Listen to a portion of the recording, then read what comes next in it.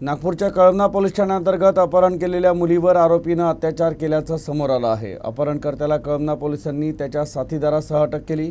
न्यायालयानं आरोपींना 2 एप्रिलपर्यंत पोलीस कोठडी सुनावली आहे।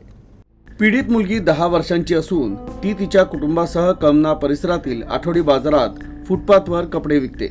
बुधवारी संध्याकाळी कपडे खरेदीच्या बहाण्यानं आरोपी सुरेंद्र पराय हा दुकानात आला होता। दुकानात मुलगी एकटी असल्याचं पाहून आरोपीनं तिचं अपहरण केलं। घटनेची माहिती मिळताच पोलीस विभागात मोठी खळबळ उडाली। घटनेची माहिती शहरातील सर्व पोलीस ठाण्यांना वायरलेसवर देण्यात आली। ज्या पोलीस कर्मचाऱ्यानं वायरलेसवर आरोपीचं आणि मुलीचं वर्णन दिलं होतं, त्याच पोलीस कर्मचाऱ्यानं रात्री घरी जात असताना सक्करदरा परिसरात आरोपीसोबत मुलीला पाहताच तिला ओळखलं आणि त्यांना कळमना पोलिसांच्या ताब्यात दिलं।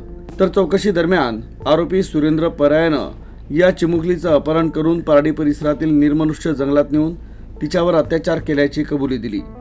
या प्रकरणी पोलिसांनी आरोपी सुरेंद्रचा साथीदार मनोहर मालखेडे यालाही अटक केली। या दोघांना न्यायालयात हजर केल्यानंतर 2 एप्रिलपर्यंत पोलीस कोठडी सुनावण्यात आली आहे।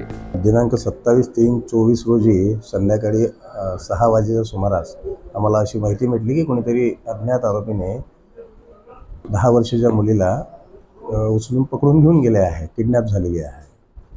ती माहिती मिळताच तात्काळ पोलीस स्टेशन ठाण्यातून आम्ही सर्व डीबी स्टाफ, सर्व अधिकारी स्पॉटवर पोहोचलो। वायरलेसने सर्व ठिकाणी माहिती देण्यात आली। सदर मुलीचं वर्णन कळवण्यात आले। जवळपास 2 तासाच्या शोधानंतर सदरची मुलगी 2 आरोपीच्या ताब्यात आपल्याला सक्करदरा हद्दीमध्ये मिळून आली। दोघी आरोपींना ताब्यात घेऊन पुढची कारवाई सुरू आहे। सद्यस्थितीत आरोपीवर गुन्हा दाखल करून पुढील तपास सुरू आहे। मेडिकल तपासणी करून तिला आईवडिलांच्या ताब्यात देण्यात आलेलं आहे। आरोपी आणि मुलगी, पीडित मुलगी यांचं कुठलेही संबंध नव्हते।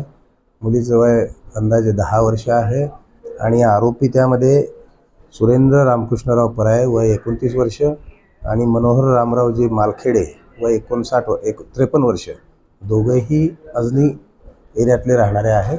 दोघेही नागपूरचेच आहेत।